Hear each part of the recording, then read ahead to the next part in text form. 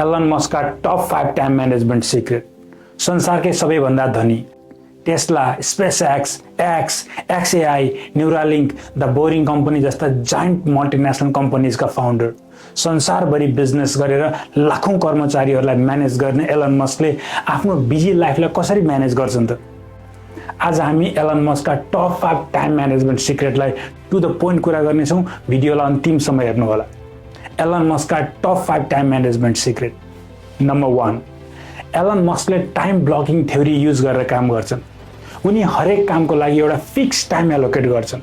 अझ कुनै कामलाई त उनी मात्र 5 मिनेटको ब्लकमा डिभाइड गर्छन्। 5 मिनेटको ब्लकमा डिभाइड गर्छन् र त्यो कामलाई त्यो टाइमभित्र जसरी पनि सकाउँछन्। यसले गर्दा हेर्नुहोस्, उनको सानोभन्दा सानो टाइम पनि वेस्ट हुँदैन। नम्बर 2, एलन मस्कलाई लामो र काम नलाग्ने त्यो रेगुलर, फर्मल एन्ड बोरिङ मिटिङहरू उनलाई मन पर्दैन। यदि यस्ता मिटिङहरूले आफ्नो टाइम वेस्ट गरिरहेको छ भन्ने लाग्ने बित्तिकै उनी ती मिटिङहरूलाई बिचमै छोडेर निस्कन्छ र अरूलाई पनि त्यस्ता मिटिङहरूमा नबस्न सल्लाह दिन्छ।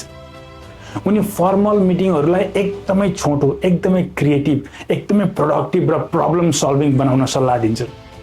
नम्बर 3, उनी अफिसमा आफूलाई चाहिएको स्टाफसँग डाइरेक्ट कम्युनिकेट गर्छन्। उनलाई त्यो कर्पोरेट हायरार्कीसँग कुनै मतलब नै छैन।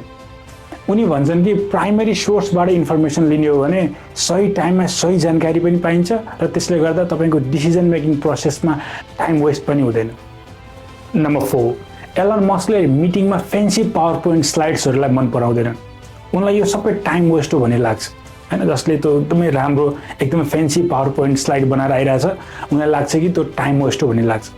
उनको सिनियर स्टाफले भनेअनुसार उनीसँग फर्मल होस् या इन्फर्मल, जस्तो सुकै कुरा गर्दा पनि कन्भर्सेसनलाई जहिले पनि sharp, efficient and to the point राख्न सक्नुपर्छ। उनी डाइरेक्ट प्रब्लम सल्भिङ डिस्कसन्सलाई मात्र प्रायोरिटी दिन्छन्। नम्बर 5, एलन मस्कले अननेसेसरी फोन कल्सहरूलाई अभोइड गर्छन्। उनी कम्युनिकेसनलाई सकेसम्म सर्ट एन्ड एफिसिएन्ट बनाउन रुचाउँछन्। उनी फोन कल भन्दा पनि कन्साइज एन्ड डाइरेक्ट मेसेजलाई बढी प्रायोरिटी दिन्छन्।